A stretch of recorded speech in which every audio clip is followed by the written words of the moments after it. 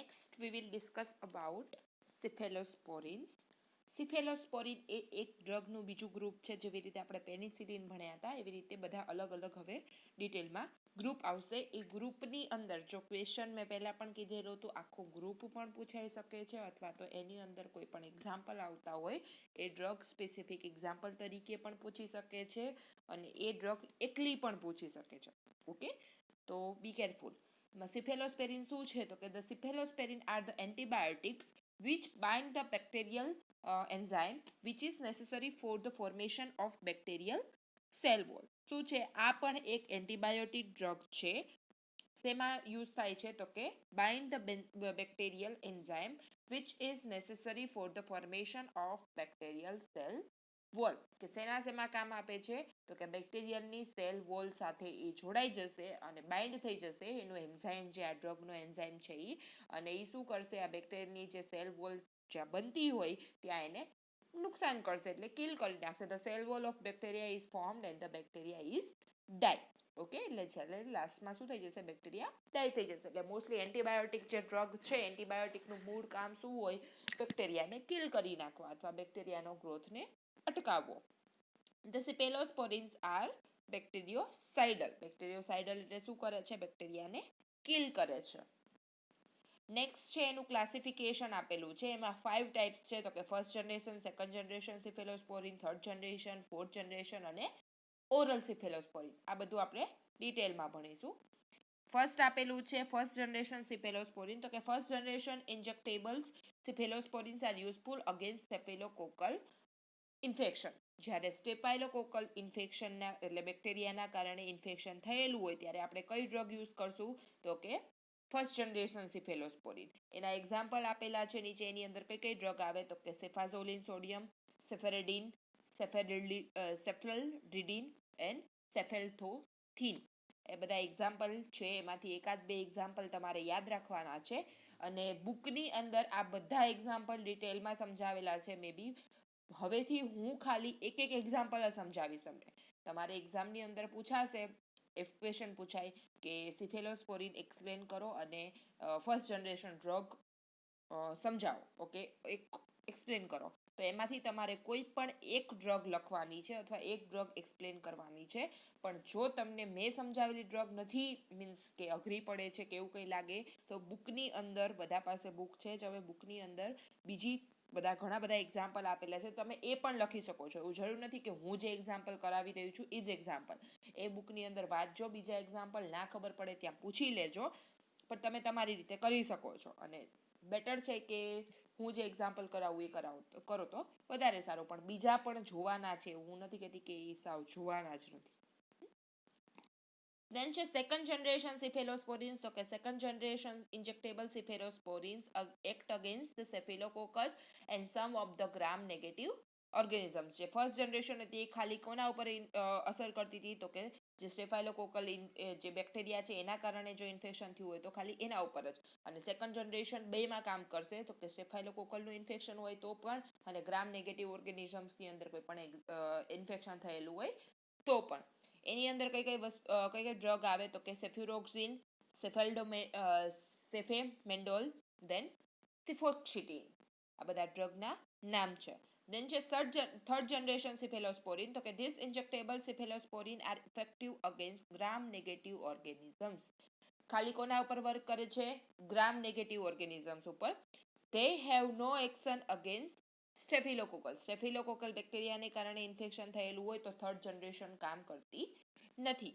This group includes the following drugs: cefotaxime, cefsoludin, then cefdinir, ceftadizim and ceftriaxone. આ બધા ડ્રગના example છે. Next જોઈએ આપણે fourth generation cephalosporin. Fourth generation cephalosporin act as bactericidal. Bactericidal effect એટલે શું થાય? બેક્ટેરિયાને kill કરી નાખશે. These drugs act as plasma binding proteins by binding and disrupt the bacterial cell wall and the bacteria are killed. કે જે બેક્ટેરિયાની cell વોલની અંદર જે protein, જે આ ડ્રગનું પ્રોટીન છે એ શું થઈ જશે? બાઇન્ડ થઈ જશે, એની સાથે જોડાઈ જશે અને એને ડિસ્ટર્બ કરશે. જે બેક્ટેરિયા ગ્રોથ થતો હોય એને અટકાવશે અને બેક્ટેરિયાને કિલ કરી નાખશે. They exert antimicrobial effects of bacteria and have greater penetration in the bacterial cell wall to kill bacteria. આ જે ડ્રગ છે, ફોર્થ જનરેશનની ડ્રગ છે, એની અંદર કેવી ઇફેક્ટ હોય? એન્ટીમાઇક્રોબિયલ કે સ્પેસિફિક જે માઇક્રો ઓર્ગેનિઝમ્સ છે એને કિલ કરવા માટેની ઇફેક્ટ હોય, કે જે બેક્ટેરિયાની સેલ વોલને બહુ જ સારી રીતે અસર કરે છે અને બેક્ટેરિયાને કિલ કરવામાં મદદરૂપ થાય છે. એટલે સૌથી સારી ડ્રગ કહેવાય. એની અંદર કઈ કઈ છે? તો કે ઇન્જેક્શન સેફ્રિયોમ અને ઇન્જેક્શન સેફેપી.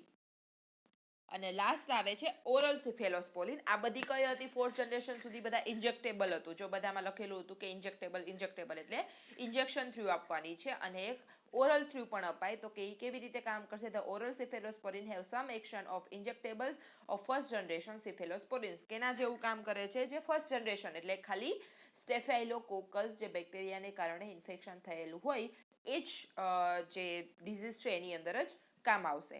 એના એક્ઝામ્પલ આપેલા છે સિફેલેક્ઝિન, સેફ્રેડિન, સેફેક્લોર, સેપ્ટિબ્યુટેન એન્ડ સેફાડ્રોક્સિલ. બધા એક્ઝામ્પલ છે. પાંચે પાંચ જે ડિફરન્સ છે એ ખબર પડી ગઈ. સૌથી ફર્સ્ટ જનરેશન શું કામ કરશે? ખાલી બેક્ટેરિયાને સ્ટેફાઇલોકોકલ બેક્ટેરિયાને ઇન્ફેક્શન હશે તો. સેકન્ડ જનરેશન સ્ટેફાઇલોકોકલ ઇન્ફેક્શન અને ગ્રામ નેગેટિવ જે ઓર્ગેનિઝમ્સ છે એના ઉપર અસર કરશે. થર્ડ જનરેશન ખાલી ગ્રામ નેગેટિવ બેક્ટેરિયા ઉપર અસર કરશે. Fourth generation act as a bactericidal, કોઈ પણ બેક્ટેરિયાને મારવા માટે ઉપયોગી થશે. અને ઓરલ જે સિફેલોસ્પોરિન છે એ કોના જેવું કામ કરે છે? ફર્સ્ટ જનરેશનની જેમ. નેક્સ્ટ આપણે કોમન નર્સિંગ કેર જોઈ લઈએ કે સિફેલોસ્પોરિન છે એમાં નર્સને કઈ કઈ વસ્તુનું ધ્યાન રાખવાનું છે, અથવા નર્સને કઈ કઈ કેર કરવાની છે પેશન્ટની.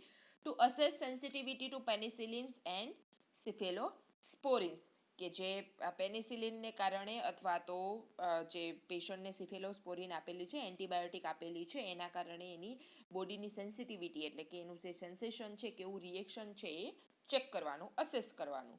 નેફ્રોટોક્સિસિટી ઇન્ક્રીઝ બ્લડ યુરિયા નાઇટ્રોજન અને ક્રિએટિનિન. યુરિનની અંદર જે બ્લડ યુરિયા નાઇટ્રોજન BUN એક ટેસ્ટ થાય છે. યુરિનની અંદર એ કન્ટેન્ટ કેટલું છે એ ચેક કરવા માટેનો ટેસ્ટ છે. તો એ શું થઈ જશે? ઇન્ક્રીઝ થવું એટલે વધવું. અને ક્રિએટિનિનનું લેવલ એ એક એન્ઝાઇમ છે એ બધા શું થઈ જશે? વધી જશે. નેફ્રોટોક્સિસિટી એટલે શું થાય? નેફ્રોન એટલે કિડનીની અંદર હાર્મફુલ ઇફેક્ટ કરે. ટોક્સિક ઇફેક્ટ એટલે હાનિકારક અસર. નેક્સ્ટ બ્લડ સ્ટડી કરવાની છે નર્સને. એમાં AST નું ફૂલ ફોર્મ પહેલા જોઈ લીધેલું છે આપણે, એસ્પેરેટેડ એમિનો ટ્રાન્સફરન્સ. અને એમાં SGOT નો રિપોર્ટ કરવાનો. દેન ALT, SGPT, ALT નું ફૂલ ફોર્મ છે એલાઇન એમિનો ટ્રાન્સફેરેઝ. આ બધા તમારે યાદ રાખવાના છે. હવે શોર્ટ ફોર્મ ખાલી ALT, SGPT, ALT, SGOT એ જ આવશે. કાલે મેં કીધું હતું ઓલરેડી SGOT, SGPT નું ફૂલ ફોર્મ. ઓકે. દેન સીરમ બિલિરુબિન નું લેવલ ચેક કરવાનું. LDH એટલે લેક્ટિક ડિહાઇડ્રોજિનેસ, એ લીવર ટેસ્ટ છે. આ બધા એ બધા સ્ટડી કરવાના. Complete blood cell count check કરવાનું અને આલ્કલાઇન ફોસ્ફેટનો ટેસ્ટ કરવાનો. એટલે આ નર્સને એઝ અ જરૂરિયાત, એવું જરૂરી નથી કે આ બધા ટેસ્ટ ફરજિયાત થાય જ. એ પેશન્ટની કન્ડિશન ઉપર થાય અને ડોક્ટર જે ટેસ્ટ કરવાનો કે એ ટેસ્ટ ઉપર થાય. ઓકે. દેન છે ઇન્ટેક અને આઉટપુટ ચાર્ટ જોવાનો. પેશન્ટ કેટલું ખાય છે અને કેટલું આઉટપુટ થાય છે.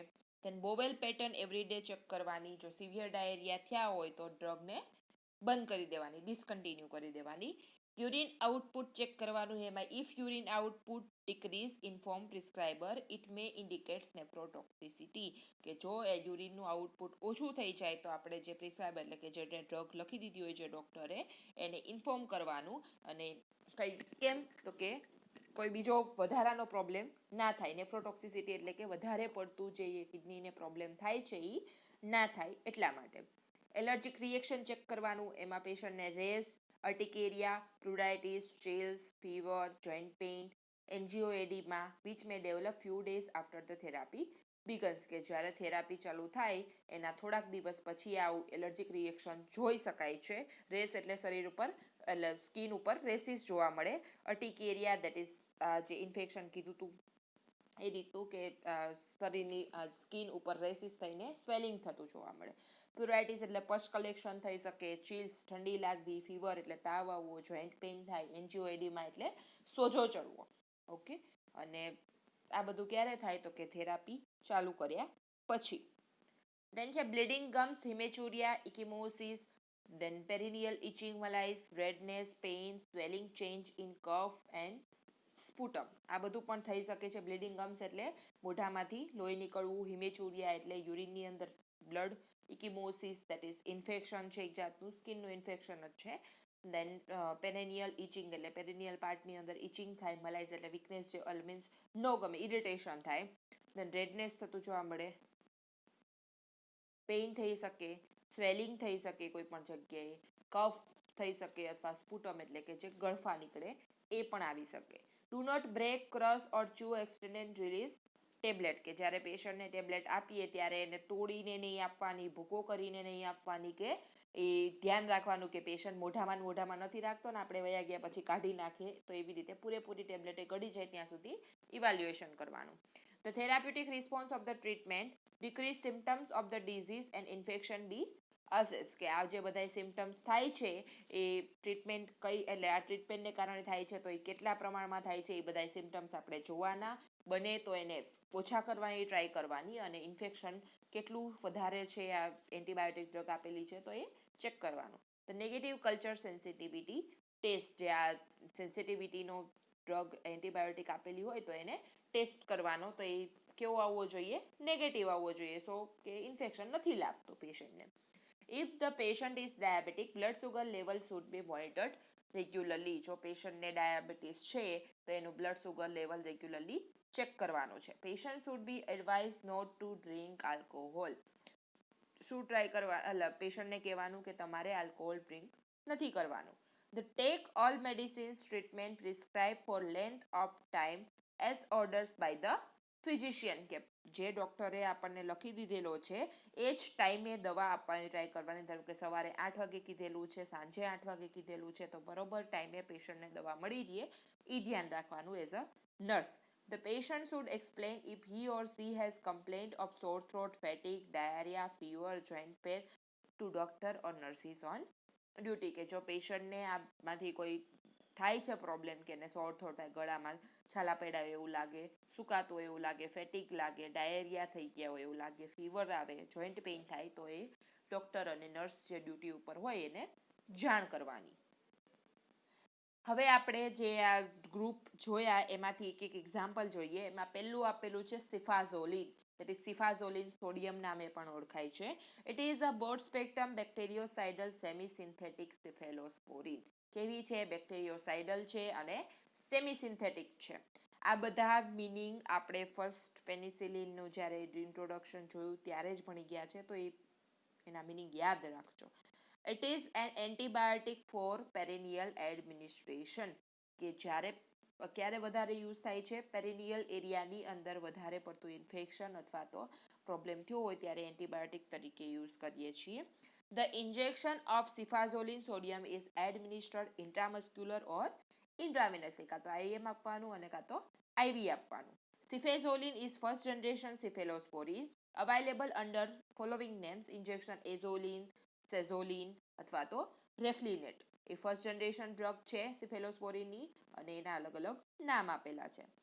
નેક્સ્ટ ઇન્ડિકેશન જોઈએ તો કે indication cefazolin is very effective in upper and lower respiratory tract infection. જ્યારે રેસ્પિરેટરી ટ્રેકની અંદર ઇન્ફેક્શન થયેલું હોય, અપર એટલે શ્વાસ નળી કે ગમે તે પાર્ટની અંદર, નોઝ માઉથ કે એ જગ્યાએ, અને લોઅર એટલે લંગ્સની અંદર. તો દેન છે લંગ એબ્સેસ હોય, લંગ્સની અંદર કેન્સર અથવા તો કોઈ પણ બીજું ઇન્ફેક્શન થયેલું હોય ત્યારે આપી શકીએ. પોસ્ટ ઓપરેટિવ વુન્ડ્સ, ઓપરેશન થઈ ગયા પછીનું જે વુન્ડ હોય એની અંદર આપી શકીએ એન્ટીબાયોટિક તરીકે. યુરિનરી ટ્રેક ઇન્ફેક્શન થયેલું હોય તો આપી શકીએ. સોફ્ટ ટિશ્યુ અથવા તો કોઈ પણ સ્કિનનું ઇન્ફેક્શન હોય તો આપી શકીએ. ઓટાઇટિસ મીડિયા એટલે ઇયરની અંદર ઇન્ફેક્શન થયેલું હોય તો એન્ટીબાયોટિક તરીકે આપી શકીએ.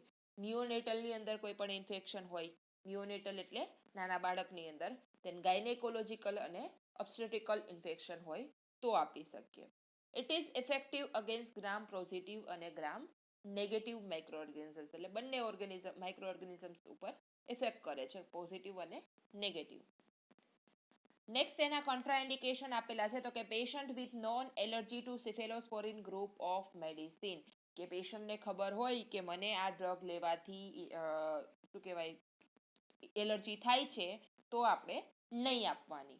Then infants under age of 1 month should not be administered cephalosporin, કે જે 1 મહિના કરતા નાનું બાળક છે એને નહીં આપવાની. Then person with impaired renal function should not be administered cephalosporin, કે જેને ઓલરેડી રિનલના રિલેટેડ પ્રોબ્લેમ છે, એટલે જે કિડનીના રિલેટેડ પ્રોબ્લેમ છે તો એને નહીં આપવાની.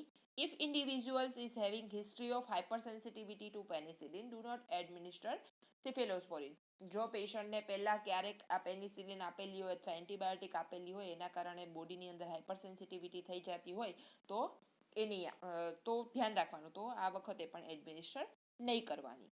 Then mechanism of action છે તો કે cephalosporin inhibit the bacterial cell wall synthesis by rendering cell wall osmotically unstable and causes the germ cell death, કે જે સિફેલોઝોલિન શું કરે છે બેક્ટેરિયાની સેલ વોલને ડેમેજ કરે છે, rendering cell wall osmotically unstable, એટલે કે જે એની સેલ વોલ જે સેલ ફોર્મેશન બનાવતા હોય એને અનસ્ટેબલ કરી નાખશે, જે એકબીજા સાથે ગોઠવણી કરતા હોય એ નહીં થવા દે અને જે સેલ છે એને ડેથ કરી નાખશે.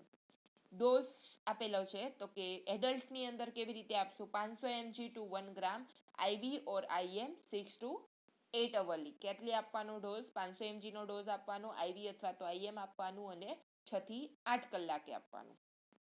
ધેન છે ચિલ્ડ્રન તો કે 20 to 50 mg per kg of body weight and 3 to 4 divided doses or શું કહેવાય IM અથવા IV થી આપવાનું છે. મિસ્ટેક છે, 1 પર IM લખાઈ ગયું છે, તો IM અથવા IV છે. ધેન છે ઇન્ફન્ટ તો કે below 1 month age is not recommended, જે આપણે કોન્ટ્રાઇન્ડિકેશનમાં પણ જોઈ ગયા છીએ કે સાવ નાના બાળકને આ ડ્રગ નથી અપાતી. નેક્સ્ટ આપેલું છે સાઇડ ઇફેક્ટ્સ. સાઇડ ઇફેક્ટમાં શું કહે છે, ગેસ્ટ્રોઇન્ટેસ્ટાઇનલ અપસેટ થઈ શકે છે, એલર્જીક રિએક્શન થઈ શકે છે, SGPT નું લેવલ હાઈ થઈ શકે છે, બ્લડ યુરિયા નાઇટ્રોજનની અંદર પણ ચેન્જીસ આવી શકે છે, પેરિનિયલ પ્રુરાઇટિસ એટલે પેરિનિયલ એરિયાની અંદર ઇચિંગ અથવા કોઈ પણ જાતનું ઇન્ફેક્શન થવું, ઇરિટેશન થઈ શકે છે. ધેન કેન્ડિડોસિસ એટલે કેન્ડિડા નામની જે ફૂગ છે એના કારણે ઇન્ફેક્શન થાય એના ચાન્સીસ છે. કન્વલ્ઝન એટલે કે જેને સીઝર અથવા એટલે ખેંચ આવતી હોય આવી શકે છે. ધેન ઇઓસિનોફિલિયા એટલે ઇઓસિનોફિલ્સની અંદર ઇન્ફેક્શન થવું, તો એ પણ થઈ શકે છે.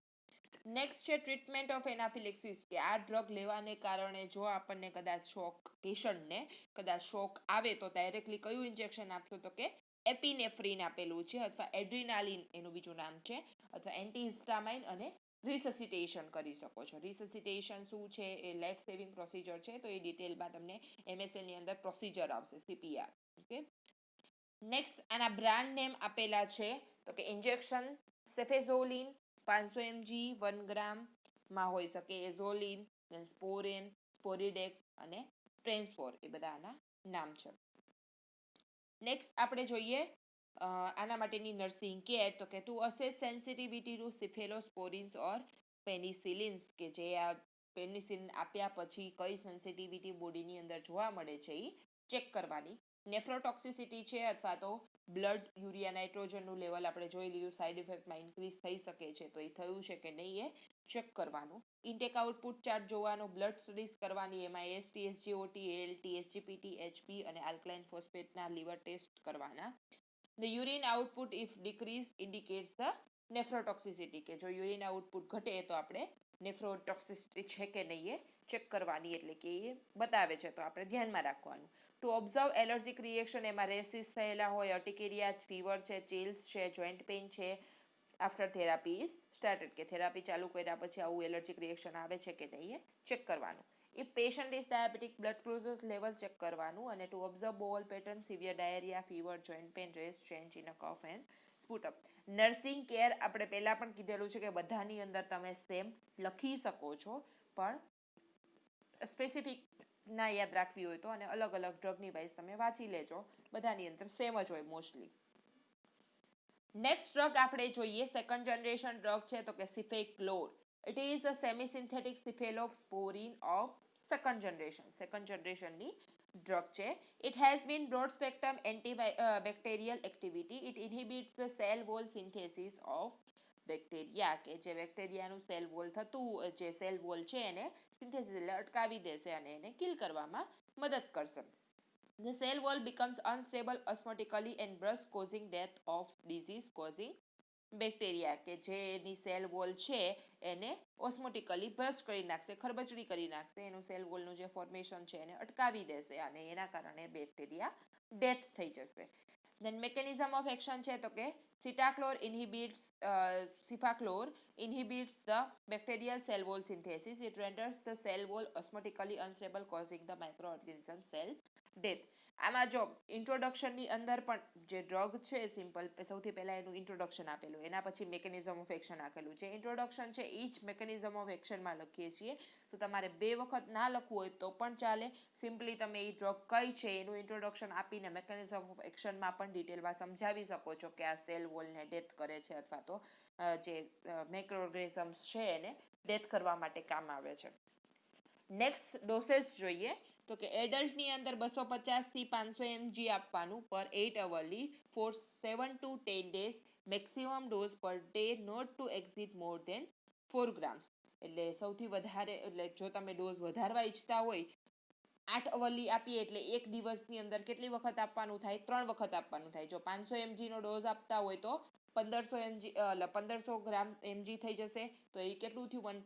1.5 ગ્રામ થયું. પણ જો એ બે ડોઝ મેક્સિમમ ડોઝ આપવાનો થાય તો એ 4 ગ્રામથી ટોટલ વધવો જોઈએ નહીં.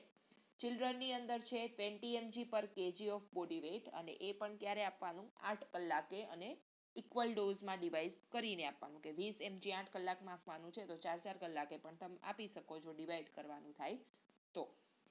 નેક્સ્ટ ઇન્ડિકેશન આપેલા છે તો કે it is effective for otitis media, એટલે કે કાનની અંદર ઇન્ફેક્શન હોય તો, અપર રેસ્પિરેટરી ટ્રેક ઇન્ફેક્શન હોય તો, ટોન્સિલાઇટિસ એટલે ગળાની અંદર જે કાકડા છે ટોન્સિલ્સ કહેવાય એને, એની અંદર ઇન્ફેક્શન થયું હોય, ENT ઇન્ફેક્શન, ENT એટલે ઇયર, નોઝ અને ઇયર બંને કહી શકો, એટલે અને નોઝ અને થ્રોટ ગળાની અંદર અથવા નાક કાનની અંદર કોઈ પણ ઇન્ફેક્શન છે તો.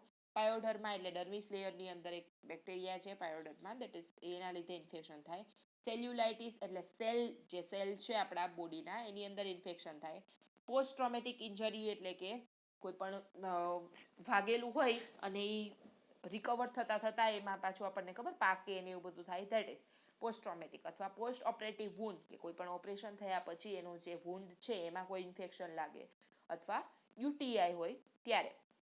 નેક્સ્ટ કોન્ટ્રાઇન્ડિકેશન્સ છે તો કે patient with known as allergy to cephalosporin. જો પેશન્ટને ખબર હોય કે મને આ ડ્રગની એલર્જી છે તો એને નહીં આપવાની.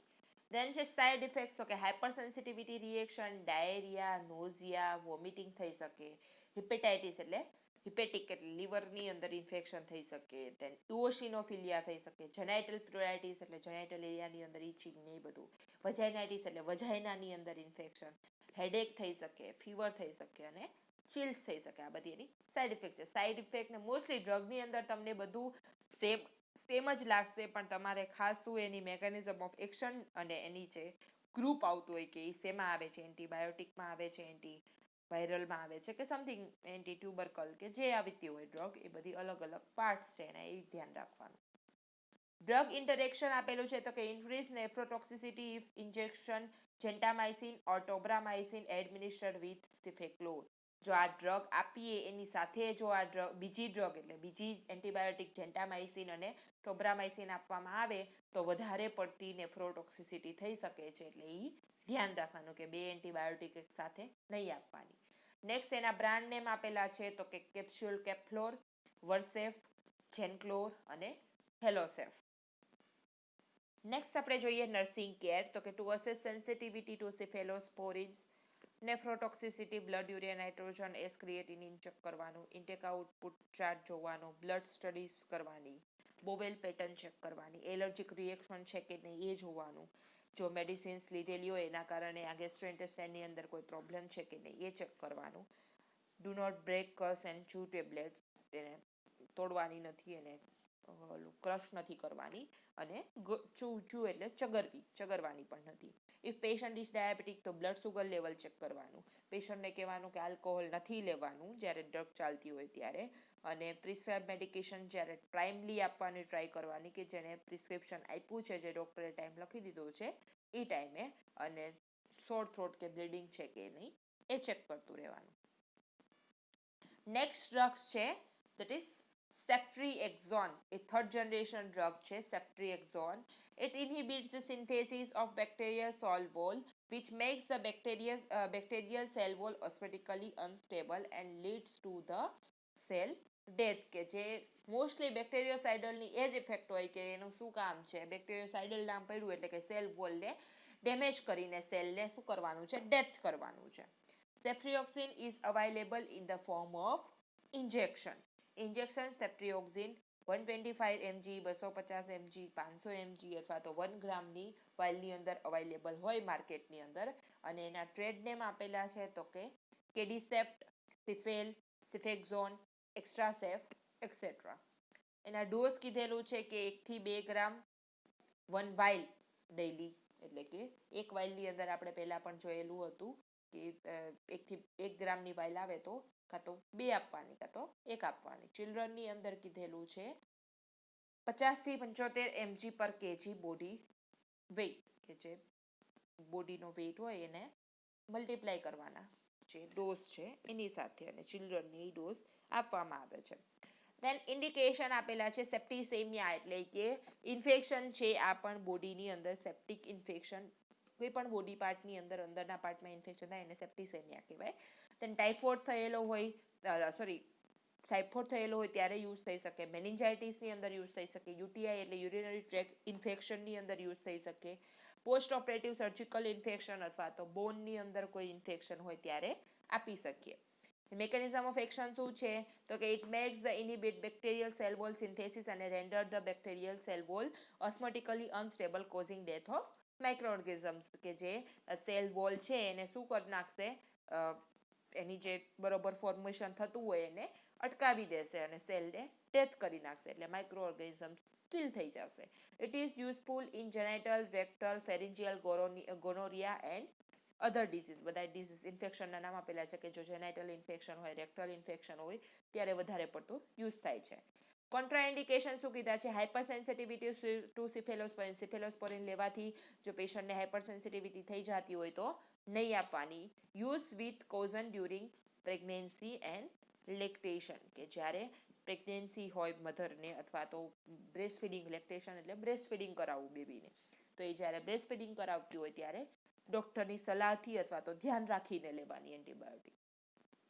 ધેન સાઇડ ઇફેક્ટ છે તો કે હેડેક થઈ શકે, પેરેસ્થેશિયા, ફીવર, એક જાતનો ફીવરનો ટાઈપ છે એ આવી શકે વધારે પડતો, ચિલ્સ, નોઝિયા, વોમિટિંગ, એનોરેક્સિયા એટલે ઉબકા આવવા અથવા તો નો ગમવું, ધેન ઇન્ક્રીઝ એએસટી, એસજીપીટી, એસજીઓટી એ બધું લેવલ ઇન્ક્રીઝ થઈ શકે, નેફ્રોટોક્સિસિટી થઈ શકે, બ્લડ યુરિયા નાઇટ્રોજનનું લેવલ વધી શકે, એનિમિયા એટલે બ્લડની ઉણપ થઈ શકે, લ્યુકોપેનિયા એટલે બ્લડનું કેન્સર, ઓકે એ પણ થઈ શકે, અને છે એક્યુનેલિયો સાઇટોસિસ એટલે જે સેલ્સ છે એની અંદર ઇન્ફેક્શન થવું.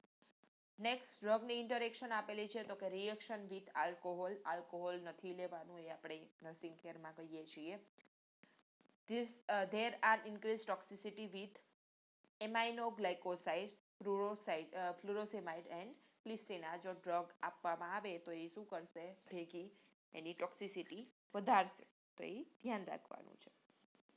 ફાર્મેકોકાઇનેટિક્સ આપેલું છે કે ડ્રગ શું એક્શન કરે છે તો કે આઈવી ઓનસેટ એક્શન 5 મિનિટ, જ્યારે આઈવી આપવામાં આવે તો 5 મિનિટની અંદર એની એક્શન કરશે, આઈએમ આપવામાં આવે તો 1 કલાકની અંદર અસર કરશે. પ્લાઝ્મા હાફ લાઈફ કેટલી છે તો કે 5 થી 8 કલાકની અંદર. પ્લેસેન્ટાને ક્રોસ કરીને બ્રેસ્ટ મિલ્કમાંથી બહાર નીકળી શકે છે અથવા તો યુરિનમાંથી આઉટપુટ થઈ શકે છે.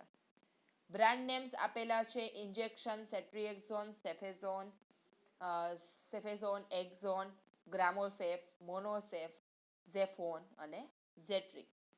અને લાસ્ટમાં નર્સિંગ કેર આપેલી છે તો કે ઓબ્ઝર્વ ધ સેન્સિટિવિટી ઓફ સેફેલોસ્પોરિન, કે એના કારણે કોઈ બોડીમાં સેન્સિટિવિટી થાય છે કે નહીં એ ચેક કરવાની, blood urea nitrogen level check કરવાનું, ડાયરિયા થાય તો ડ્રગ બંધ કરી દેવાની, યુરિન આઉટપુટ જો ઓછું આવે તો જોવાનું કે પેશન્ટને પ્રોબ્લેમ થઈ રહ્યો છે, અને પેશન્ટ ટુ રિપોર્ટ સોર થ્રોટ, બ્લીડિંગ ગમ્સ, જોઇન્ટ પેઇન કે ડાયરિયા છે કે નહીં ચેક કરવાનું. ક્લિયર? આ એના એક્ઝામ્પલ એક મેં સમજાવેલા છે, બીજા એક્ઝામ્પલ બુકની અંદર ઘણા આપેલા છે. 4th જનરેશન અને ઓરલનું જે ઓરલ સિફેલોસ્પોરિન છે એના એક્ઝામ્પલ ડિટેલમાં નથી સમજાવેલા, એટલે એના ચાન્સીસ નથી કે એ પૂછાઈ શકે. ચાન્સ તો આના પણ નથી કે એવું સ્પેસિફિક પૂછે કે તમે ફર્સ્ટ જનરેશન ડ્રગ લખો સેકન્ડ જનરેશન ડ્રગ લખો, પણ આ તો ઇફ પૂછાય તો, બાકી તમે કોઈ પણ એક્ઝામ્પલ ડિટેલમાં સમજાવી શકો છો. મોસ્ટલી એવું જ પૂછાય, ખાલી સિફેલોસ્પોરિન એટલું લખેલું હોય, તમને જેટલું યાદ આવે સિફેલોસ્પોરિન વિશે એ બધું તમે લખી શકો. ક્લિયર?